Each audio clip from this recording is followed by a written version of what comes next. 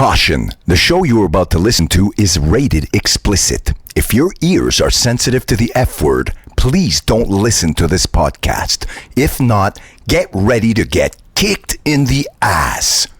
Do you have everything? Are you comfortable where you are in your life right now? Well, maybe a little too comfortable. We think you're ready for this serious shit. What you really need is a good kick in the ass. Welcome to The Momo Show, starring Momo from the Momo Zone and controversial radio personality, Eric Remy. Hi everybody, welcome to show number 5 of The Momo Show. This podcast was taped on Wednesday, the 9th of September, 2009. Subjects covered on The Momo Show will include, but are not limited to, I climbed the corporate cock and lived to tell the tale. Did you ever think that you could be the problem? Taking responsibility.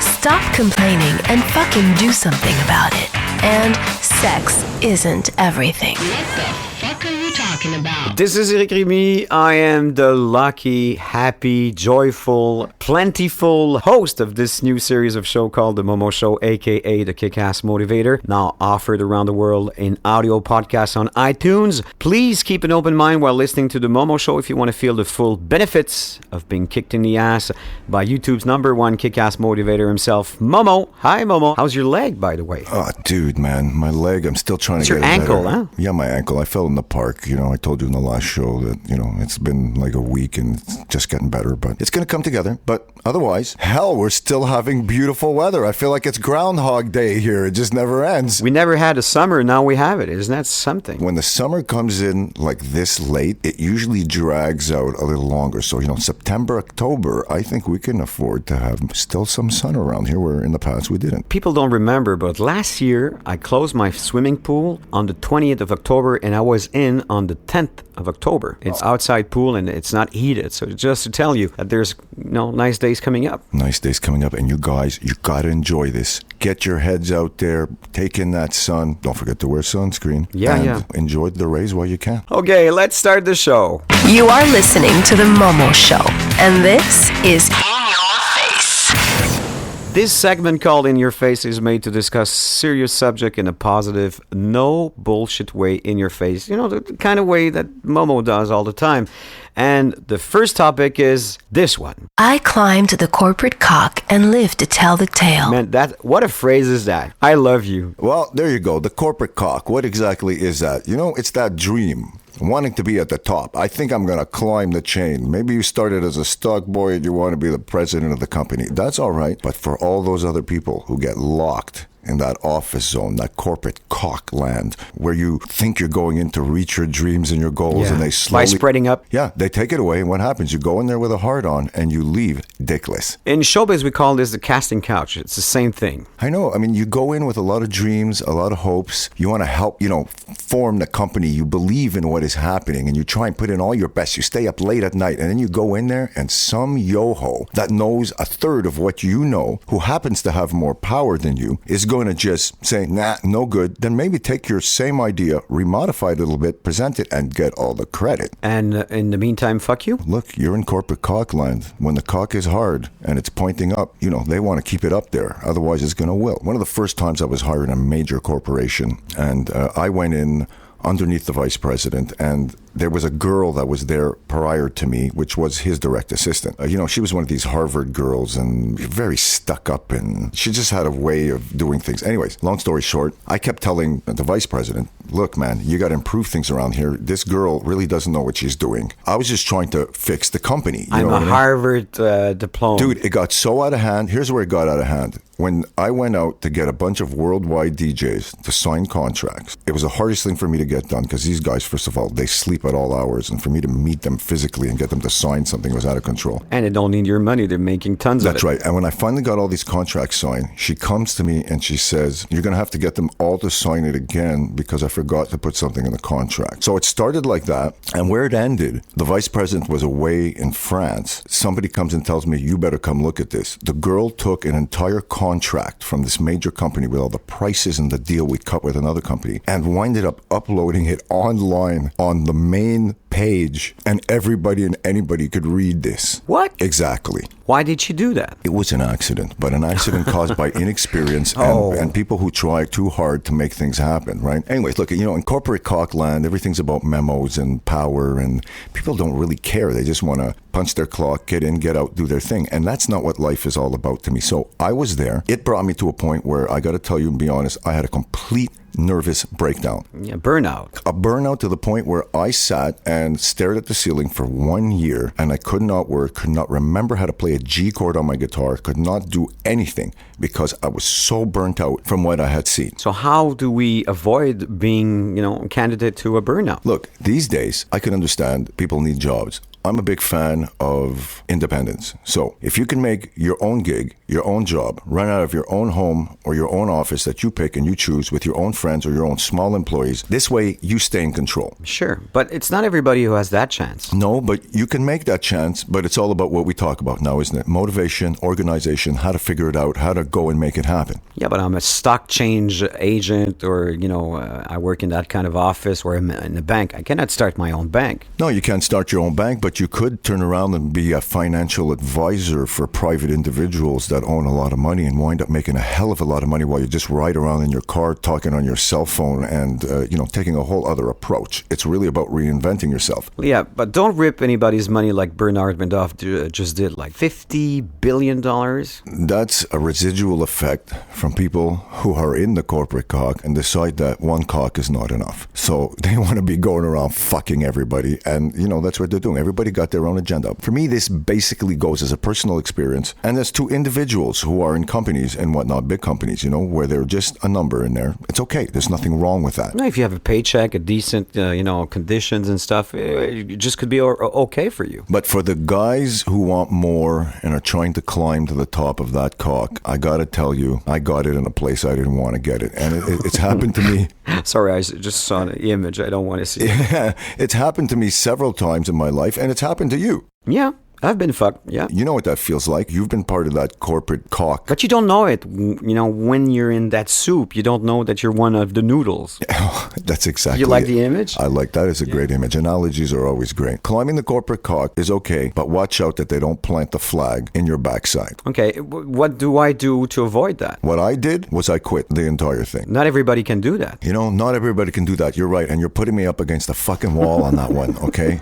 But that's, and for me to say, but that's not my problem, because I'm here to inspire people to do exactly just that. If it wasn't you and somebody was telling me that to my face, I'd have to say, but dude, that's not my fucking problem, because I figured out a way to do it. Yeah, that's the easy way out, because it's your way. The greatest thing about the corporate structure, the strong points to me is that somebody or a bunch of people have apparently figured out a system that you are capable of taking many people, organizing them in a way to maximize something that you're trying to accomplish. So if you're a game company, you have to spit out games. There's a design department, an art department. There's tons of pieces, the cogs and gears that make that watch tick on time. When I was in the corporate situation, if I wasn't into that, I would have never learned about the internet. I would never learn about communication and talk groups. I would have never learned everything I know today, and I would not be doing this with you here today. So it's positive. It is very positive. I took a lot of that corporate structure, brought it back down to the ground, eliminated, shall I say, the over expense of something huge and the pressure of, some guy that's on top of you coming breathing down your neck, because he's breathing on your neck for the guy who's at the top, right? His big cock has got to stay hard, and his balls have got to be full of cum. You understand? Wow. And at the end of Come on, man. and at the end of you don't have to be so graphic. And at the end of each year, right, he's going to have a big party, but the party doesn't happen at the tower, which is the knob, right? So all the employees, they gather around the balls, which are the back, and they dance, and they call a DJ, and everybody's jumping around and bouncing around. I know, it's in the ballroom. It's in the ballroom, right? And then they're all jumping, and the balls are so full of cum that during that party, everything is squirting from the top of the corporate cock. And that's when I'm fucking out of there, dude. You know what? Take a drink of water. Please, let me get this back on track. We're losing it, man. Okay, so I climbed the corporate cock and lived to tell the tale. It's not all negative. You could use what you learn in that corporate environment, probably use it for your own little company that will grow, but you can also climb that cock and it will be okay. You'll be the cock that everybody climbs afterwards. Exactly. That is a strong possibility. But, like for the people who are there and have the guts or the resources to try and start their own thing, you will learn some of the greatest things. And the greatest things I learned is everything I never want to do. Because you will see in a giant corporation the amount of inefficiency for the amount of people and floor space that goes down, compiled with fucking politics and bullshit, doesn't equivalate what I consider to be the way I want to live. I don't want to be part of no weird memos or fucking soap operas. I just want to create. I'm an artist. You're an artist. You just want to go ahead and do your stuff. Well, you have the choice. So if you're in the corporate cock, grab a couple of pubes, take a picture of the cock, remember what it looks like, feels like, and go and build your own dick. Okay. You're crazy, man. Next topic. Did you ever think that you could be the problem? Taking responsibility. What a great question, Momo. Most people don't know they are the problem. Yeah, I know, because it's like smell, right? Oh, yeah. They say that, let's say you don't take a bath a very long time. You stink. There is one point in that stink that your own nose won't smell it anymore. Yeah. That's like a scientific fact. Same kind of thing. Some people, they don't think they're the problem and they're always blaming it on others. They have stinking life. What has been your situation for things like that? You mean when I'm the problem or when the others? When you've seen somebody that doesn't think they're the problem. I don't think you're a problem. No, but you could be. You could be a problem. You see, you're an open-minded individual. You're also versatile. Yeah. You listen and you compromise, and you're a team player. That's because I grew old and I have that tons of experience. But otherwise, in my 20s, I was the problem most of the time. Oh, really? Yes. I don't want to sound like I think I'm perfect or nothing like that, but see, that was never my thing. No? My entire life, I have been there to try and be number one at what I do, but to also serve everybody and make them happy. I grew one kick in the ass at a time. That's the way I grew. Well, you came in the major show business land, dude. I mean, you came from show business, old but, and you got kicked in the butt by your father. Oh, yeah. Not only him, but all the others that didn't like him, all the others that worked with him, and all the others that didn't want to see me there. Well, there you go, because they don't want the beat and the wrath to continue, right? Yeah, no wonder my ass hurts right now. So, when you are the problem or when someone else is the problem, how do you say to that person, listen, you know what? You're the problem. There's different ways to approach it. Depending on what the situation is, it could be a relationship, it could be a working relationship, it could be someone that works for you, or it could even be your own wife or girlfriend. But being clear has always been the best solution to me. If someone doesn't think he's the problem, and he is the problem, then you have to break that person down and say, look, we have a fucking problem. And it's you. You gotta do something. That's exactly it. So, what else are you going to do? Unless this person, right, is like a crucial element to your company that nobody in the world can do that person, and you have to suck ass because you need that person there, there's always a chance of that kind of compromise having to happen. But otherwise, what you just said is exactly it. You sit the guy down and say, we have a problem, and it is you. And he's sitting in front of me. Sometimes those things are generated from insecurities. Most of the time they are, and then there's different kinds of insecurities. So the insecurity where somebody will hold back and not express himself enough, so they look like they're sheltered and uninterested and like they don't care, right? And then there's the other guy who thinks he knows everything and wants to climb the corporate, and Again, and is coming at you, But if you say to that person, you know what, you're the problem, you have to be prepared. Point by point, tell her or tell him exactly what are the things that you want that person to change, or why you're firing her, or why you're making, you're ending that relationship because the problem is such and such and such, and that's why I cannot deal with it. Oh, yeah. Well, I'm like baseball. I'm a minimum 3 strike you're out guy, sometimes much more. I explain things, and I hope that they understand. And at the end, when they don't get it, I just say, I'm terribly sorry, you gone. Yeah. Cut-off syndrome. I know a lot of people out there, they want to go for more, but you take your own beating. And it could be just a great thing if you say to someone they are the problem. They probably don't know most of the times. Even nice people could be a problem by being too nice. You know that old saying there, the road to hell is paved with good intentions, right? And good people.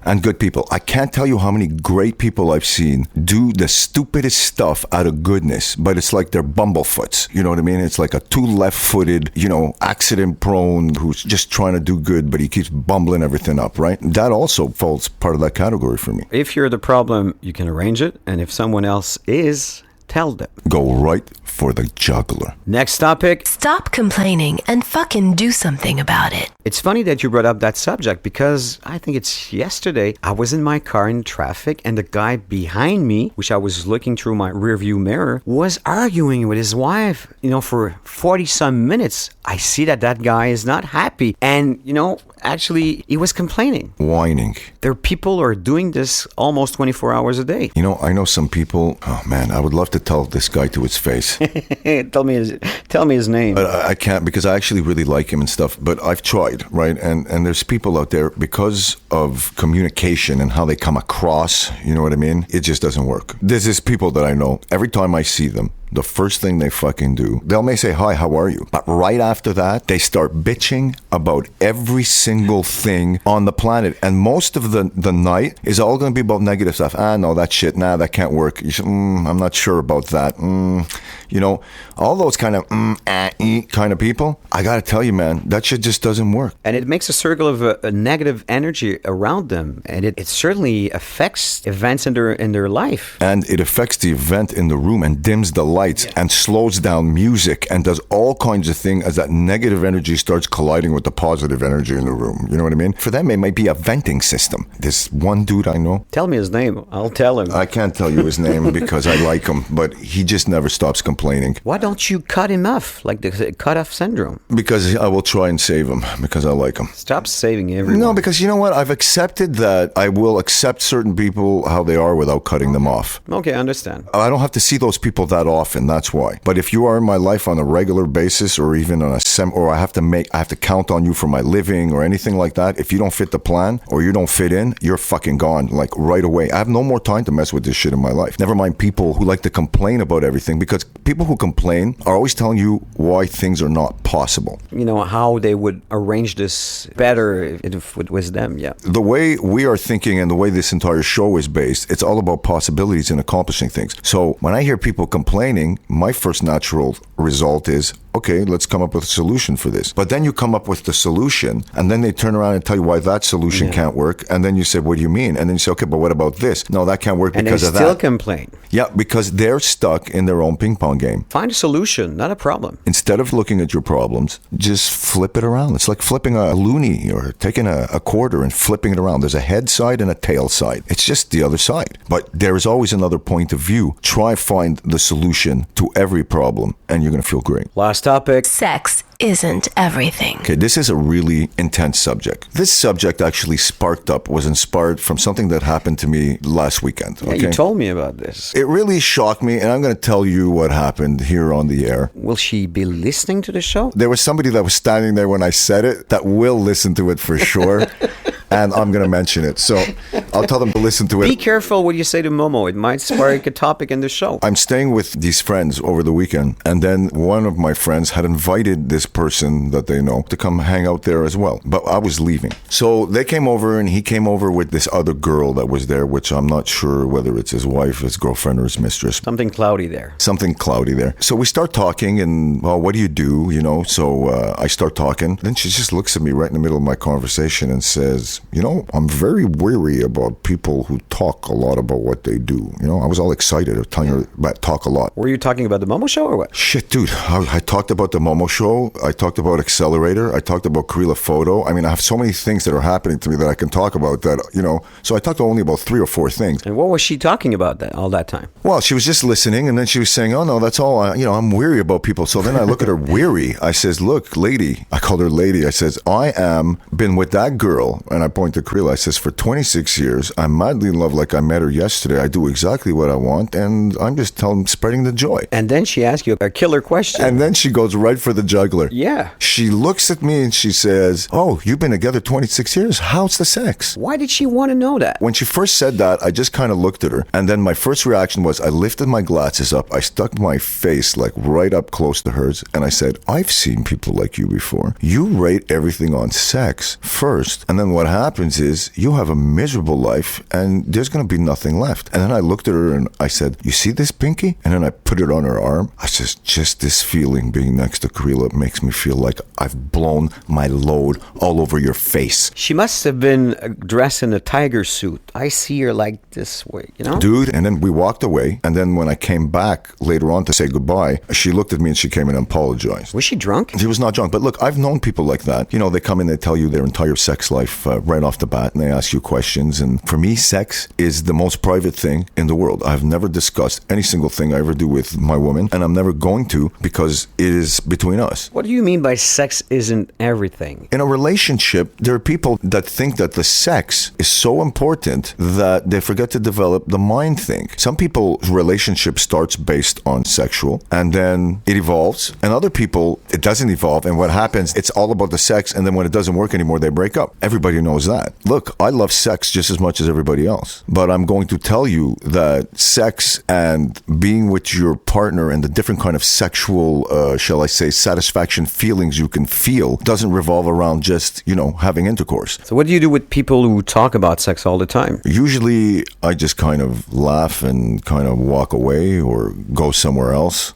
Or just look at him and say, wow, that's pretty cool. But I will never talk about what I do. And it's not because, I'm ashamed or I've got anything to hide, but I just think it's just, I guess it's part of what still keeps me in the gentleman status, shall I say. It's not a grand public subject. And to all you guys out there, sex has become such a big thing. You say guys, but girls also. Yes, guys and girls. Sex has become such an important thing, right, that it's taken all the pang out of the love. And what happens out there is right now, everybody's just freaked out to have a relationship. People don't even think they can stay in relationships anymore. I mean, you and I are part of the last generation of people. We're dinosaurs, who actually, stay with the people that you're with and aren't jumping around from bed to bed. I respect people that want to be individuals and treat sex as just, a personal experience, something that is not a full-time commitment, but something that they enjoy. You got to be careful. There are a lot of diseases and shit out there. Yes, and as long as they say it to the partner, That's they're right. open to it. When you come up to people, you should feel those people too. I may look like I'm kind of hip and open-minded and whatnot, but doesn't mean you just stick your face, how's the sex with your chick? You just meet me. That's retarded. I would never do that. But I think I really freaked her out. She apologized. When I stuck my pinky on her and I said, it's like blowing a load in your face. Well, she experienced Momo's way. If you'd like to submit topic to be discussed in the portion of In Your Face, goes with the subject again, please write us to momo@themomozone.com. I think you're ready. You're ready for the serious shit. The letters used in this segment of This Is Serious Shit are taken from the momozone.com email fan base. If you'd like Momo to choose your email to be answered on the air, please specify it and write to momo@themomozone.com. Our first letter is this one. Hello, Momo. Like everyone else, I've been watching your videos for a long time and found many of them open doors to unanswered questions. Here's my story. I'm currently going through an EMT school to become an EMT, and I hope to become a police officer. I'm smart, I can do things on my own, and I do very good in school and always get my job done. But I'm dyslexic and very slow when it comes to learning. Things process backwards in my brain when I see them for some reason, and I'm slow when someone tells me how to do something or what to do. My problem is people constantly call me retarded, an idiot, very slow, and always put me down. Every time I talk to my girlfriend looking for emotional support, it always seems as if she's just saying what I need to hear. I tried talking to my mom about this. I just wanted support. And then she started making me look worthless and calling me worthless. I know very well that I can't let things get to me and that I shouldn't care about the negativity people bring towards me. But when you hear retard, idiot, and my favorite, you're weak, you can't become a police officer, or you're going to be the worst EMT, I feel like there's no place for my existence. I'm not suicidal at all. I just want to help people and want positive energy. But I feel being slow and dyslexic, I should crawl under a cave and die. I just don't know how to move past this. People are slowly destroying my dreams and my plans. Not because I believe them, but maybe they're right. I know I'm stronger than this. I just need someone like you to help me. Your words of wisdom may be what I need to push my boundaries. Thank you so much, Momo. If you don't mind, I'll join my words to your words because I'm dyslexic myself, so I know exactly how he feels. Amazing, dude. Let's talk a bit about that. First of all, let's find out what is dyslexia. And I have it in word here. It says dyslexia is an inherited condition that makes it extremely difficult to read, write, and spell in your native language despite at least average intelligence. And see, when I read, I have these problems. It's okay. I deal with it now. But it's true that people can bring you down, call you stupid. I've had all these words, like name calling and stuff, and it can be hurtful, but you have to go above that. Do you have any, because, hell, you do radio, you remember text, you write things, you have a tip and trick that helps you remember things? Let me tell you what, you develop strategies and ways to work around that problem. Like, you know what? I cannot do multiplication and divisions. Without a calculator? Without. But if I have not a calculator in my hand, I can do it because I have my own way of doing it. They tried in school to teach me, the usual way. I couldn't because my dyslexia is too severe. Like in grammar, it's always difficult for me also because these are things, very enclosed, you don't put that word with that word and stuff.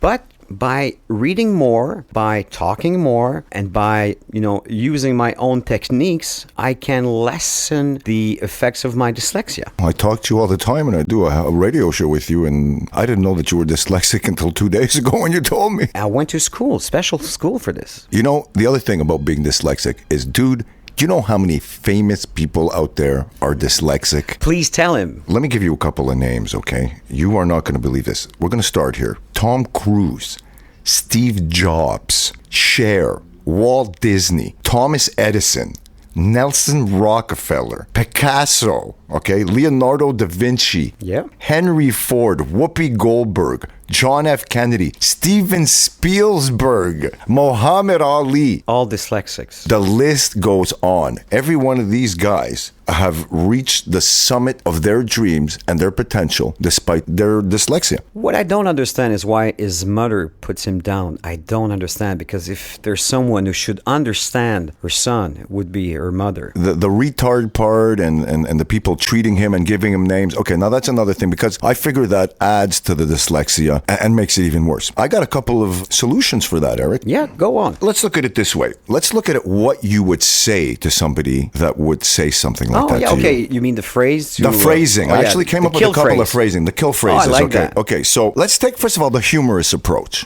Okay? The humorous approach. So somebody's going to come up to you and going to say, you're retarded, right? Then you turn around and you say, thanks, man. I got it from you. Okay, first phrase. Okay, that's the first phrase. Now that's kind of sarcastic and shit, and I'm not really a sarcastic person, so let me give you a more serious approach, okay? But if you find simple phrases that make sense, that back yourself up, you're going to stop these guys right in their tracks. So let's say somebody says to you, again, here's a serious approach.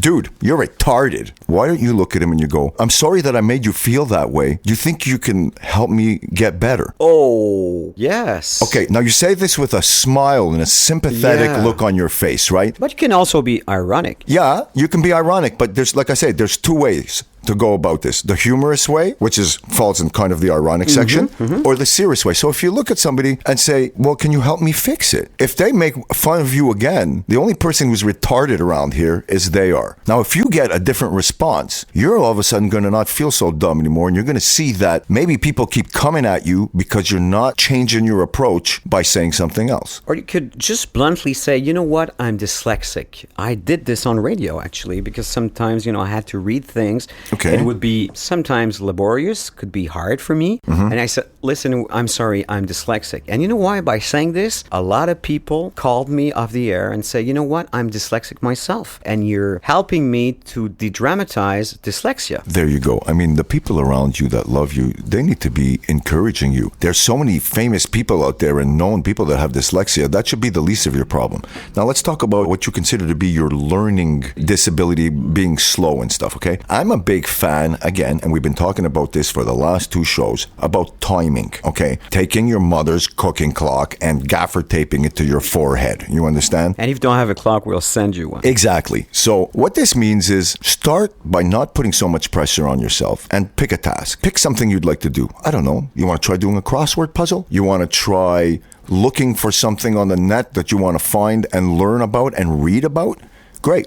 Put that timer on it. Make sure that you don't go past a half an hour or an hour. And every time that thing goes ding, switch tasks. By doing this on a regular basis, you're going to train yourself, okay? It's like making muscles. Yes, to understand the value of time. Because time is taken for granted. Time, an hour or an hour and a half, an hour and 15 minutes. Now, if you take time pretty seriously, those 15 minutes and that hour can be two separate things. You can do a shitload of things in 15 minutes, and you can also do the main piece in 1 hour. But you know what's the problem with dyslexia is that you read something, you finish it, and you don't remember what you have read. Okay, but you know what you said before, you find a workaround. You know what? I take notes. That could help. And most school will help you if you tell them you have that problem of dyslexia. They have special programs. They will adapt the subject to your learning disability or difficulty, and you will go through it. And you know what? I'd use that negative commentaries of people to make it a positive thing. Say, you know what? I'm going to show you that I'm going to beat this thing, and you're going to be so sorry that one day you call me dumb. And I'll tell you something else. The other thing I think you need to do, dude, is you need to sit your parents down, your mother down, and you just say, look, I'm your son. You brought me here. I have a dream, and you're going to fucking encourage me. Do you know my father sent me to a psychologist? I was 8 years old because they didn't know what I had. And the psychologist came up with the diagnosis that I was just lazy. I had, you know what, 3 separate lenses. 3 separate lenses? Yes. Okay, because your eyesight was all messed up. They thought I never look at me. Do I need any lens? I don't even, you know, I'm 50 now. I don't even have lens. Okay. So imagine how they didn't know what exactly it was at that time. Now they know so you can use that. But you had dyslexia then? Yes, I still have. You know, once you have it for the rest of your life. Listen, back then, dude, people were on another level. You know what I mean? I mean, old school is old school, and they didn't recognize talent, and they didn't recognize people. I can tell you one thing. Talk to your mother and confront her. The trick for you, okay, is to learn short phrases that are going to be amazing one-liner responses, okay? That's easy to remember. It's going to be easier to remember than trying to remember philosophies. You come up with 5 or 6 of them. I am a retard. Boom. What are you going to answer to that? We gave you a couple of examples. Let's find some more, and let's make it happen. Talk to your parents, okay, and live your dream. You're going to become that police officer, and you're going to become that EMT. Yeah. You have to become that because it has been your dream. And I'll tell you one more thing. I can feel your vibe, and you are so honest and so straight. You are the kind of people that we would love to have as a friend, and that we would invite over here to my own house because I can feel your vibe. You're a nice person, and don't let anybody tell you that you're not and that you have a problem or that you're retarded because you have some kind of a learning disability. Forget that stuff. You heard the list, okay? If they can do it, you can do it. You know what? There's a lot of support group and help for dyslexic on the web. So you go to dyslexia.com. There's tons of books. There's one, the title is Overcoming Dyslexia for Dummies. You know that series? That dummy series, yeah. Okay. There's another one who's called Overcoming Dyslexia by Yale neuroscientist. A Yale neuroscientist. Thank you. Sally Shaywitz. And it's Practical Strategy for Living with Dyslexia, also by Maria Shivers. So there's books. Just go on the web and you'll find all the resources for you. Dude, you rock. Hi, I have an idea that would be very good for helping people. I'll just say the problem I have, and then you can think about it. I am a 19-year-old guy in college, and I'm less social than I'd like to be. I'm not shy, and I don't have social anxiety. I'm just less extroverted than I wish to be. So I have this strange problem. I'm comfortable around my friends, but they are not the kind of people I want to be around. If I'm around people that I actually like and I'm interested in, I just can't be myself. I can't even really talk to them other than a one-liner. So this is a strange thing. People I don't really like or are interested in, I can be myself around. But those who I want in my life, I am introverted with. I don't know if I think of myself that I'm not worth getting better friends or what. Please make a video on this. I've been watching your vids since the one about the ring you lost. It's a good guy with the wrong crowd, it seems like. Yeah, I mean, look, this is a classic situation, you know, but it's actually pretty interesting because the guy says that he hangs around the kind of people he doesn't want to be with, yet he gets along and can communicate with them.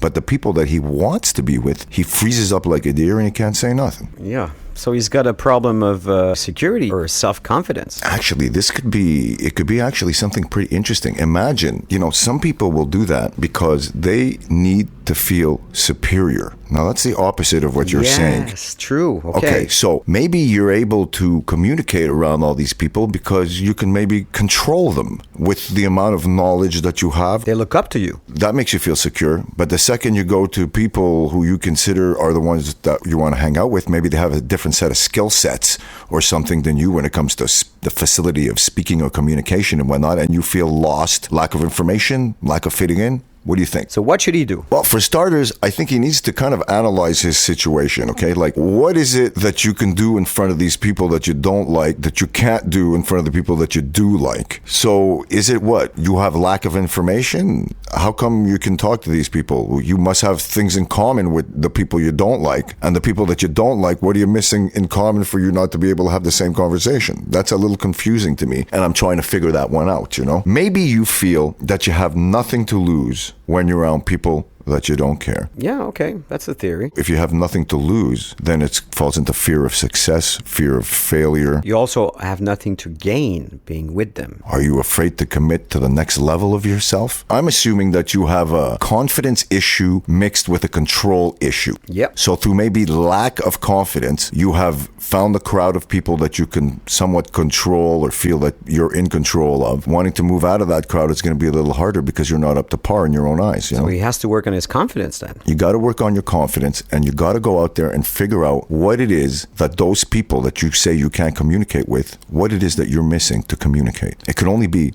knowledge or things you have in common. So look up those things on the net, brush up like you were brushing up for an exam. You know, when you want to move into a new crowd, figure out the parameters, learn about it, and walk in like you're doing a sales pitch. Or just be yourself. Okay, so work on your confidence, and if you have other issues, send us another email. We'll work on it. Exactly. Let me know what happens, and then we'll take it from there. Hey Momo, you are just amazing. I can't get over how much you have helped me in the past. I was just wondering if you could respond to this with a tip or two on getting over depression. Thank you tons, Momo. You are the best. Short question, big question.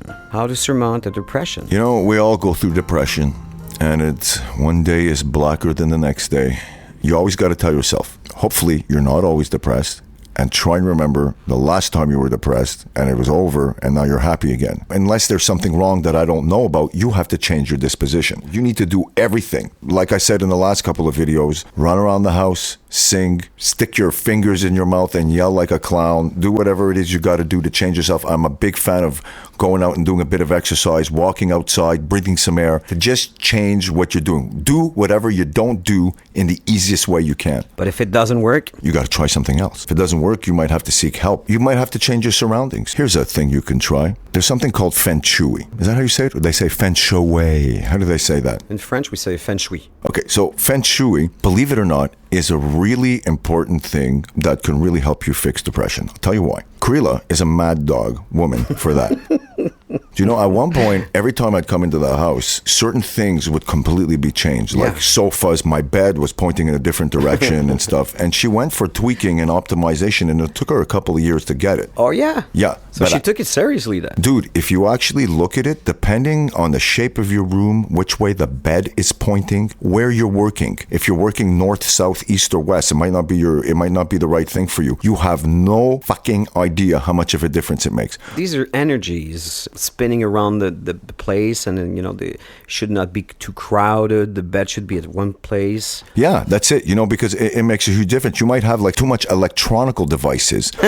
What's your problem? But I don't sleep in this room, though. No, but you still have it in your place, no? No, but in the room where you sleep, it's very different. The room where you sleep should be pretty empty. Your bed, not overcrowded. Everything should be nice and neat because it's the place where you rest. There was a point where my bed was pointing in a different direction. I was always waking up in a bad mood. Was it too close to the window or what? My back of my head was pointing towards the window. And that's not good. No, it was not good for me at all. So she flipped it around so the side of my head points to the window so I can look out, and everything changed. Let's stay in that mood, okay? If I do yoga, could that help me out of depression? Absolutely. Anything that changes your disposition is going to help you out with depression. You need to breathe that air and you need to clear your mind. When you're depressed, you're probably looping on something in your head. You got no confidence, you're dark, and it just loops over and over again. So you have to occupy your mind. You got to change your disposition. So for sure, jumping around, moving your body, getting your blood circulating. Again, like I keep saying, you got to eat the right food. Believe it or not, let's say you happen to be a sugar addict, dude, and maybe you eat too many chocolates. Yeah, that could affect your moral. You could be a depressed motherfucker just because you have too much sugar and you have a sugar imbalance. There's a lot of simple things that one's got to check as to depression before one could say that I am a clinically depressed person. Could be where you're living, your atmosphere. If people are not giving you support and you have a dream and everybody's telling you suck and you're never going to be it, like the guy in our last letter, I can understand why you're going to be depressed. Open TV and look at something funny. Yeah. Sitcoms. Laughing. Yeah. Go to laughtub.com. Yeah, our friend. Yeah. Yes. Or Hats of Meat. Yeah, that's another funny guy. There's lots of things you can do, but I'm telling you, look up Feng Shui and start by moving some stuff around in your room and let's see what happens. You rock, dude.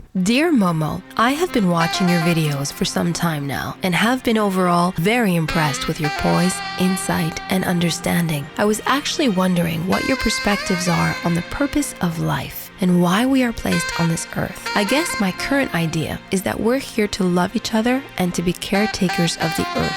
In this, we are supposed to have a considerable amount of free will and aren't supposed to play victims. I'm very interested to hear any of your thoughts on this. Thank you and have a nice day. Cheers. So what's the purpose of life for you?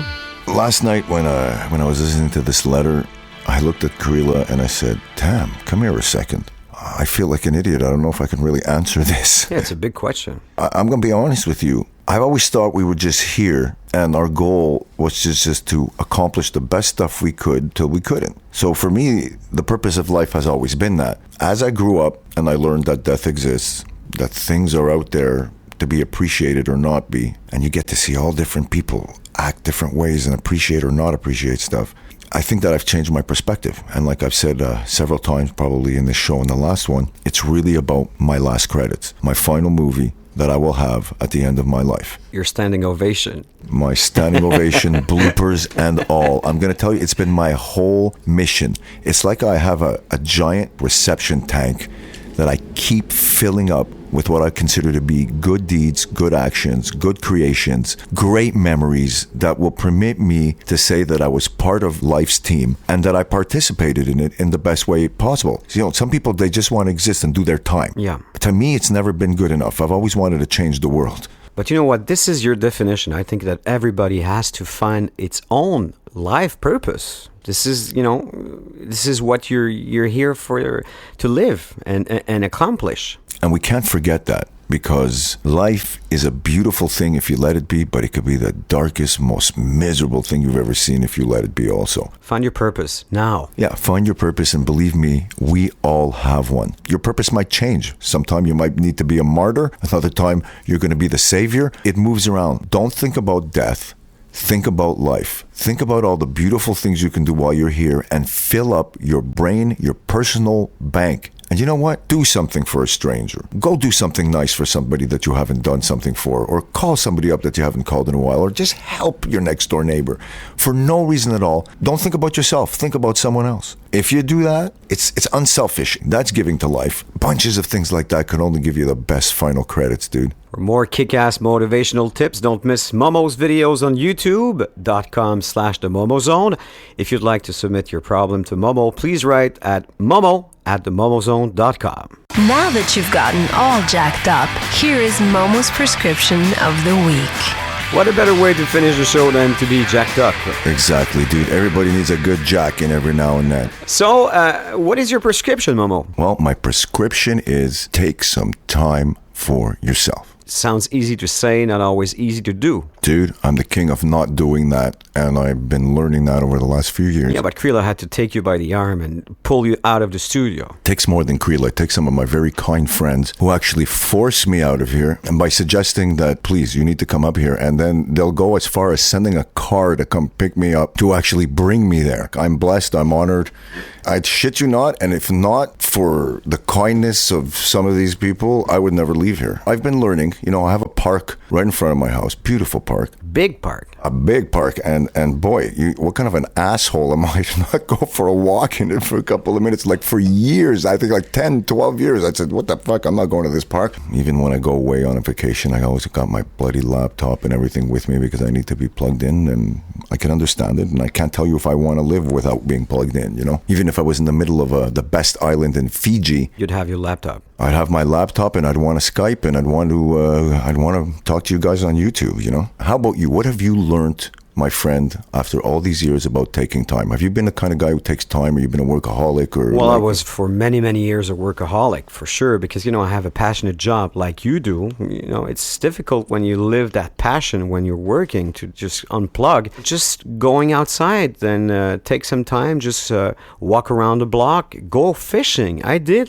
yesterday with my wife. We have a nice lake, like 5 minutes from home, and we just go there and, take out the lines and tackle the fish. We never eat the fish, but at least we're unplugged and we're plugged together, so we're having good time and you don't think of nothing, and you have to empty something to fill it up again, and this is the only way I've found to be a better person and be a better worker. And for all you guys out there who find it really hard to unplug like myself, let us remember, it takes at least 3-4 days for you to even start to unplug. Because I know for me, the first 1, 2, 3 days, it's like a nightmare, dude. I'm anxious. I'm saying, oh shit, I'm not near my gear. Yeah. But if I want to do something, I can't get to it. And then I always thank myself after the first week, you start going into the second week and it's like, shit, man, I'm really happy I'm doing this. And after 14 days, you're ready to come back and kick ass. My wife, it takes her about a minute and a half. To what? To unplug. Oh, really? Yeah, from a passionate job to just being yourself. I admire her for this. Only a woman can do something like that. Unbelievable, and my wife is. So take time for yourself. Why not this weekend? That's exactly what we're going to do. I want to wish everybody out there a fantastic weekend. Take the time, take someone you love, and relax with them. Go for a picnic. Yes, love the one you're with. Before ending this show, I'd like to remind our listeners that you can join the Momo Show group on Facebook, and then you can also follow us on Twitter. If you have friends or family members that would need to get their life straightened up, don't hesitate to suggest them to download the free weekly podcast on iTunes of our show. We will gladly kick them in the ass. Next week's guest on the Momo Show will be Stephanie Alexander. She is the CEO and founder of the controversial website womansaver.com, who is, by the way, Momo, the equivalent of America's Most Wanted, exclusively dedicated to alert women of abusing and cheating men. So can you be prepared for this one? That's going to be crazy, guys. Yeah, and she's also an author of a book named Sex Lies and the Internet, a survival guide to online dating. So you see, there's a nice guest coming up. In the meantime, we give you rendezvous next week. Oh, yeah. If you have appreciated this free podcast of The Momo Show, don't forget to click on the subscribe button located in the iTunes menu of the show. Please take time to rate it on a scale of 1 to 5 stars. And why not add your comments? High marks will help us increase our ratings and visibility on iTunes top podcasts. And of course, we'll entice other podcasters like you to join in. If you need more kick in the ass, don't miss Momo's videos on YouTube at youtube.com/themomozone. If you'd like to drop us a line, feel free to write to momo@themomozone.com. On the behalf of Momo, this is Rick Remy inviting you for our next podcast of The Momo Show. Have yourself a kick-ass week, and thanks for your support.